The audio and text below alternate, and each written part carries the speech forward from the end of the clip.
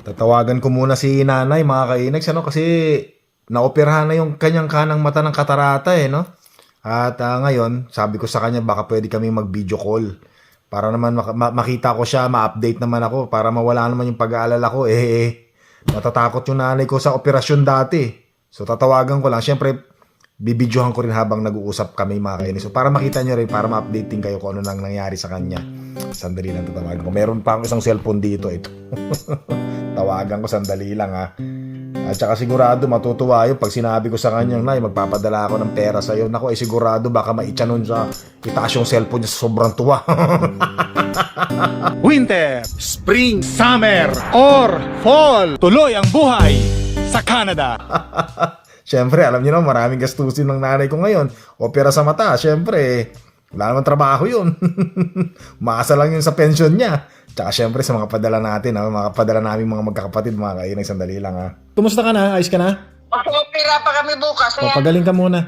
Magpapadala na rin ako kay Ate Anang para ayos naman. Ay, sabay sa akin? Siyempre, oo naman. Sige na, pahinga ka dyan, pagaling ka. Oo naman, siyempre. Oo naman. Pero magpabili na ako ng bowl kay Sunny Boy. Pisabay mo na lang kay Anang. Next week. Ang aking. Next week. Papadala kita kasi next week. Yeah. Ay, kita nyo naman mga kainags, ano? Si nanay, nako, tuwang-tuwa. Nako, nung nalaman niyang magpapadala yung kanyang panganay na anak, di ba? Abot hanggang tenga yung ngiti, pambira. Parang malalaglag pa ngayon pustiso, di ba? Ang bihira talaga si nanay, ano? So, kung nakita niyo naman, mga kainags, ano? Yung ngiti, yung aura ng mukha ng aking nanay ay masaya. Kasi nga po, katatapos lang maoperahan ng kanyang kanang mata ng katarata. Yan. So, sa mga susunod na araw po, yung kaliwang mata naman niya ang uoperahan, tatanggalin ng katarata. Pinagpapahinga lang yung kanang kamay. Ay, kanang mata pa lang. Yung kanang kamay niya, pinagpapahinga niya. Kasi parating na yung perang pinadala natin, mga kainag. Ang bira, kita niyo yung tawa ng nanay ko, no? Lalong sumaya nung narinig niyang magpapadala ang kanyang anak na panganay. So, si Mr. Accountant, nagbigay na rin ng pera kay nanay, mga kainis. So, tsaka, nga pala, maraming salamat sa kay Ate Anang, yung sumama at nagbantay kay nanay ko mula sa San Jose, Occidental Mindoro, papuntang Pampanga. At halos mahigit 2 linggo po niyang sinamahan ng nanay ko. Kasi kung hindi po siya sumama sa nanay ko, ay naku, wala pong sasama sa nanay ko. Mahirap maghanap ng kasama. Pag walang sumama sa kanya at hindi nakasama si Ate Anang, naku, makakancel na naman yung kanyang pagpapaopera ng katarata. Kasi kailangan po ng kasama ng nanay ko, gawa ng matanda na, mag-aalalay sa kanya, biyahe. At saka pagka inoperahan yung katarata niya, doon sa bahay na tinitirhan nila ngayon, nakastay in sila. Yun po yung mag-aalaga sa kanya, magpapakain sa kanya, siguro, etc. Yun na yung lahat, gano'n na po. So maraming salamat po sa kanya. At saka syempre, mga kainags, merong magandang gantimpala tayong ibibigay kay Ate Anang, yung nagbabantay sa nanay ko at sumama sa kanya. Syempre, bibigyan natin ng magandang tapwe na halaga, mga kainags. Syempre naman, deserve ni Ate Anang yun. Yan. So si Ate Anang, yun ay matagal lang family friend namin, yung tatay ko, yung tatay niya, talagang magkasama sa trabaho. Tapos, basta ganun, close, very close. So, laging nandyan siya para suportahan ng nanay ko. Kaya, syempre, hindi tayo papayag na hindi tayo makapagbigay ng magandang halaga kay Ate Anang. Yan, maraming salamat sa kanya. Syempre. Pero ako, mga kainags, sobrang saya ko dahil nakita ko yung nanay ko. Nakita ko yung mukha ng nanay ko, nakausap ko yung nanay ko na ang saya-saya niya. Kasi nga, syempre, natanggal yung isa. Nalaman niya na kung gaano kadali lang yung pagpapaopera kasi dati natatakot siya.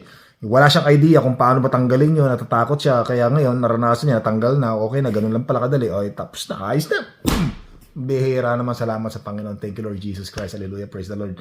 At masaya ang nanay ko. Siyempre, masaya din ako, mga kainig. Siya nung nag-aalala tayo sa nanay ko. Bihira naman So yun, sa sunod araw, yung kaliwang mata naman niya tatanggalin ng katarata. Yan, ako naman talaga.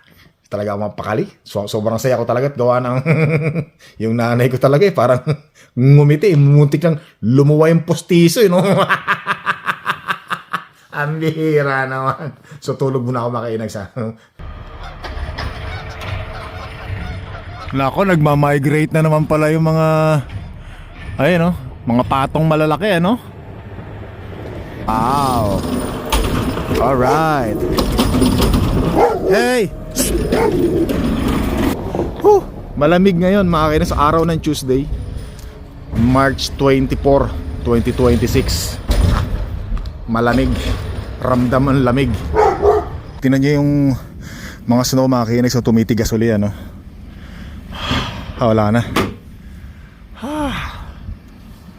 Lamig uli.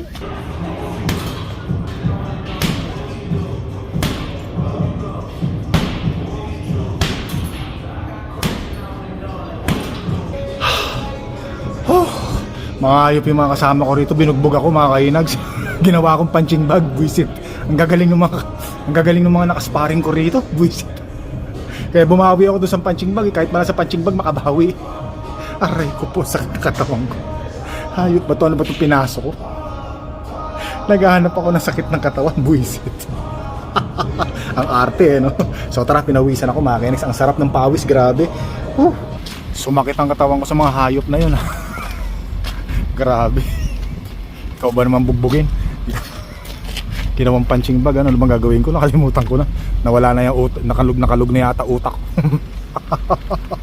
Teka muna, bubuksan ko muna to. Bakit nga ba yan ang binuksan ko? Dapat ito.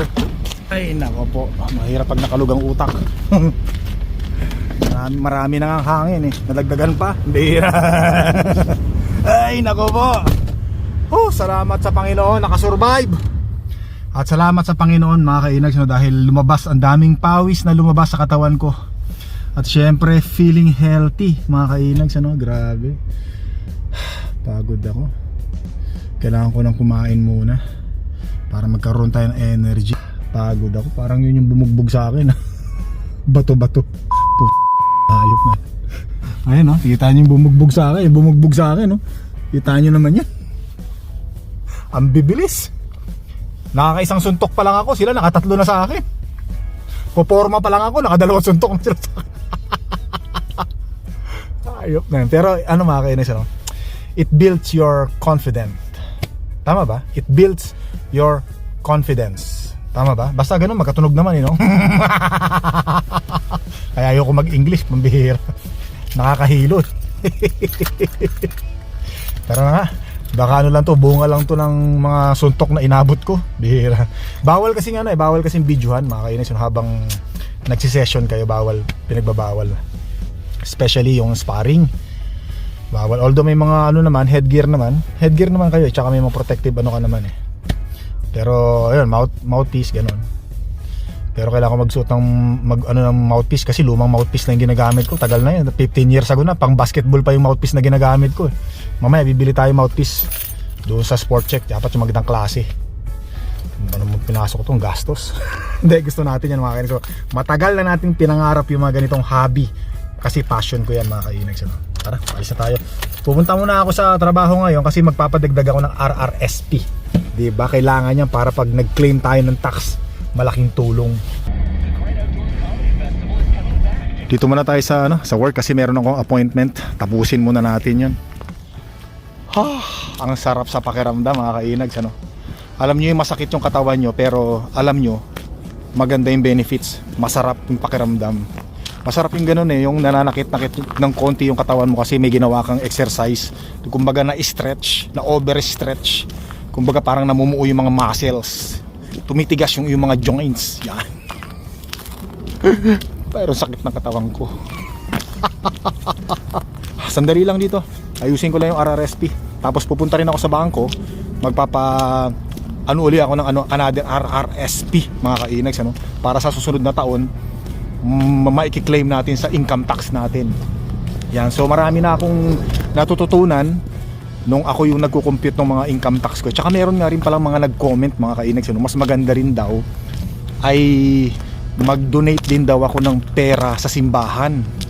Tapos hingi ako resibo. Maganda rin daw yun. Marami nag-comment. Maraming salamat po sa mga nag-comment, no. Pero naisip ko, parang mas gusto ko mag-donate doon sa mga charity na mga aso.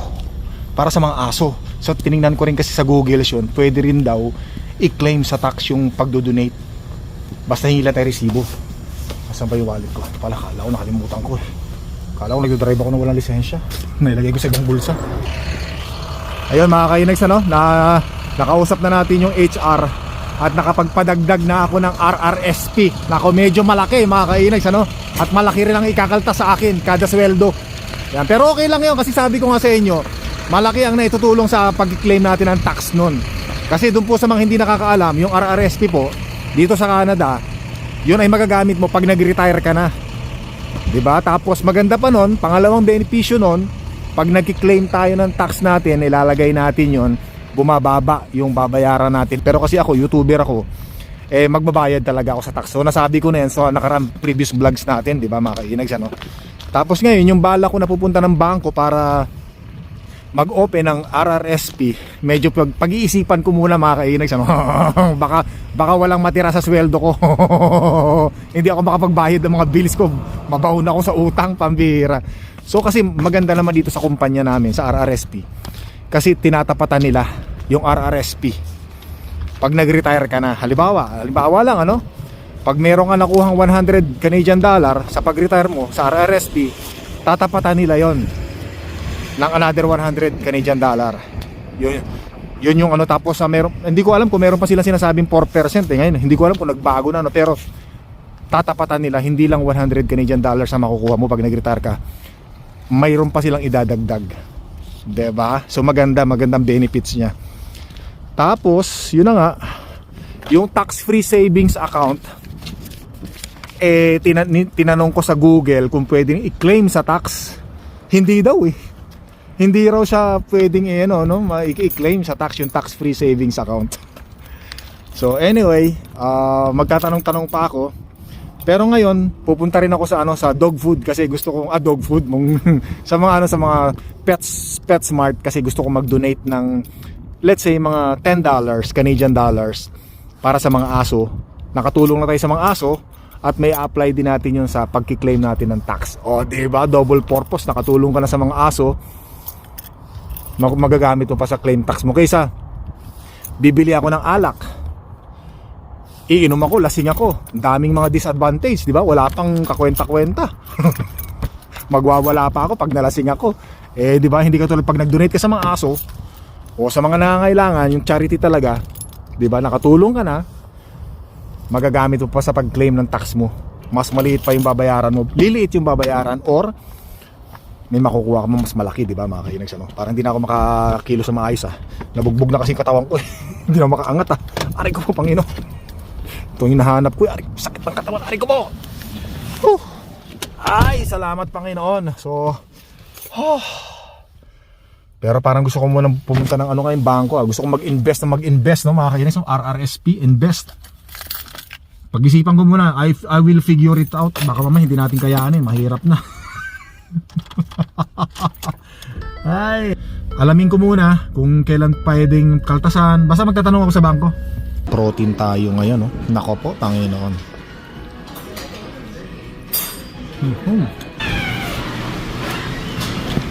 Ay, salamat. Nabusog mga kainags, ano? Ako yan, bumabagsak na yung snow mga kainags. Kung napapansin nyo, no? Malaking porsyento na bumagsak ang snow ngayon kasi 70%. Araw ng Tuesday, tapos bukas Wednesday, abay magi-snow uli mga kainags. So 2 araw magkasunod. Pagkatapos niyan sa Biyernes or Sabado, magi-snow uli mga kainags, ano? Yung hangin niya may matindi yung lamig, no?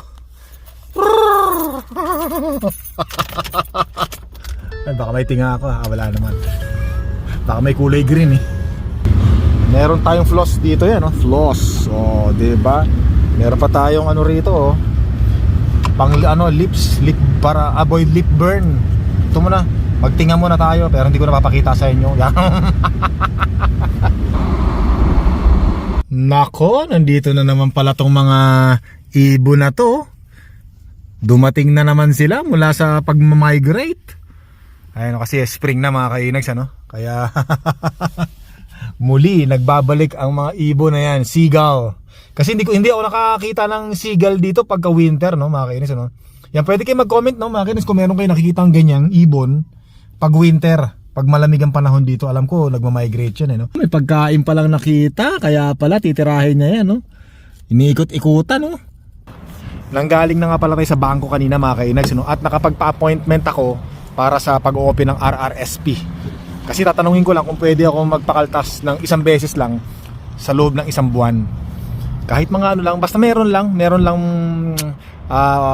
tayong RRSP sa bangko. So magiging dalawa na yung RRSP natin, isa sa trabaho natin at isa sa bangko. So malaking tulong na 'yon, di ba? Malaking tulong sa pag-claim ng tax at syempre, malaking tulong ng pag magre-retire na tayo. O, di ba? Malamig, no? Nakita nyo may usok. O, yan. Baka may makita tayo ritong safety harness safety para sa gagamitin natin sa paggawa natin ng bubong. Ito, meron ako nakita rito, parang harness na rin to mga kainags, ano? Ito, mga ganito. Parang sa aso to, ah. Ang bihira. Ito, yung ganito, ayun, yung ganito. Parang ganito na ilalagay natin sa... Ito, pang-aso to. Pang-aso to, no? Yan na, bumubuhos ng snow. So, wala tayong nakita, mga kainags, ano? Namasya lang tayo. Lamig na. So, by the way, mga kainags, uli, ano? Meron akong good news sa inyo about kay nanay. Update lang po kay nanay, no? Naoperahan na po yung kaliwang mata ni nanay. So natanggal na yung katarata sa kanang mata niya nung una, tapos ngayon yung kaliwang mata niya na merong katarata, natanggal na rin po yung katarata. So sobrang saya po namin magkakapatid. Si Mr. Accountant, yung pangatlo kong kapatid, binibisita niya po yung nanay ko sa Pampanga. At syempre kami, patuloy kami humihingi ng update doon sa kasama ni nanay, yung nag-aalaga sa kanya, kay Ate Anang. Maraming salamat sa kanya. Ito yung sinasabi ko mga kainags, ano? Donation. Yan. Mag-donate muna tayo. Bili tayo nito. Yan. $9. Yan, ito. Alright. Ewan ko mga kainags, ano? Sobrang saya ko talaga pag nakakapag-share tayo ng mga blessings mga kainags, ano? O ngayon sinasabi ko na, no? Nag-share po tayo ng mga blessings natin. Ngayon ko lang sinasabi. At hindi ko lang yan sinasabi sa mga previous vlogs natin, kasi sabi ko nga sa inyo hindi yan yung niche natin, ano? Pero napakasarap po talaga sa pakiramdam yung nakakapagpamahagi tayo ng mga blessings natin. Tsaka natin, kasi kasama kayo dyan, ano? Hindi lang sa akin yan, lahat tayo, mga viewers, subscribers. Maraming salamat po sa suporta. Diba? Kumbaga kayo, nakakatulong din kayo. Hindi lang ako. Etong mga sinishare ko sa mga blessings na pinamimigay natin, sa atin po lahat yan. Galing po sa inyo yan. Kaya marami rin po kayong mga blessings na makakamit. Saka syempre, wag natin kalimutang humingi at magpasalamat sa Panginoon, di ba? Kumakapal na, dumadami na yung snow, ah. At mukhang marami na rin ako nasasabi, ah. Sana may mga natututunan kayo sa mga sinasabi ko, mga kainags. At sana natutuwa kayo sa mga pinagbububungan ako, mga kainags, ano? Abira, nako, eto na naman tayo. Kapal na naman ang snow nito, no? Mukhang hindi titigil ang snow, pero mabuti ngayon konti pa lang yung snow na bumabagsak. Pero mamayang gabi, pag hindi tumigil yan, bukas sigurado punong-puno na naman ang kulay puti ang buong paligid ng Canada, mga kainags, ano? So yun, itong dinonate natin na $10, itatabi ko yung resibo na yan para i-claim natin next year sa pag-file ng income tax natin. O, di ba? Nakatulong na tayo sa mga aso at saka sa mga nangangailangan. Malaking biyaya pa yan pag nag-claim tayo ng tax natin, di ba?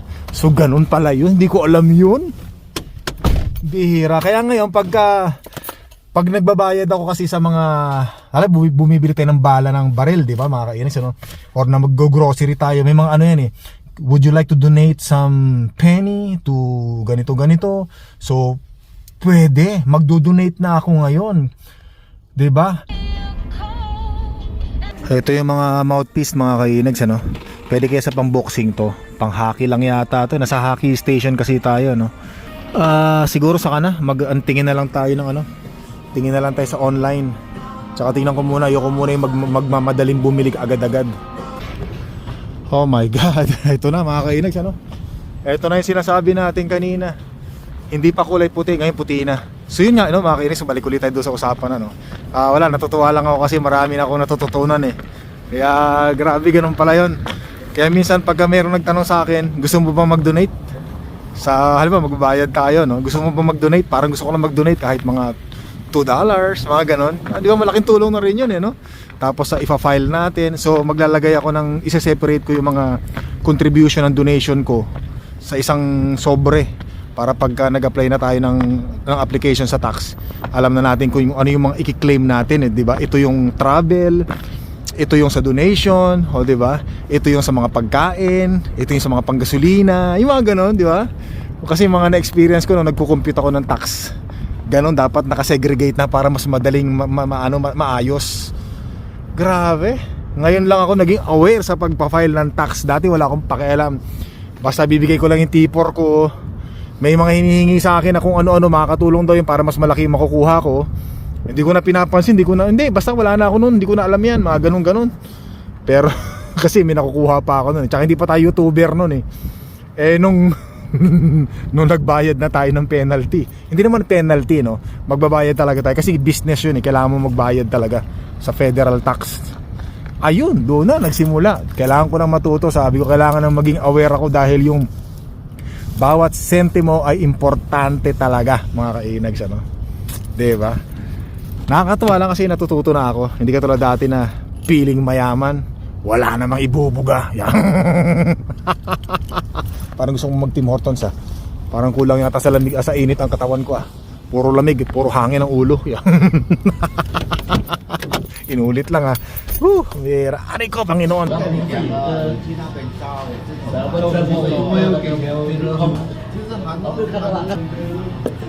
Nakikita ko sa nanay ko, mga kainags, na ramdam niya yung pagmamahal ko sa kanya at ng aking mga kapatid. So nakikita ko sa ekspresyon ng mukha niya, sa mga ngiti niya, sa mga ginagawa natin. So ramdam ko na, 'di ba, wala akong pagsisisihan habang buhay pa siya na naipadama ko sa kanya na mahal namin siya ng aming mga magkakapatid, ng aking mga kapatid, mga kainags.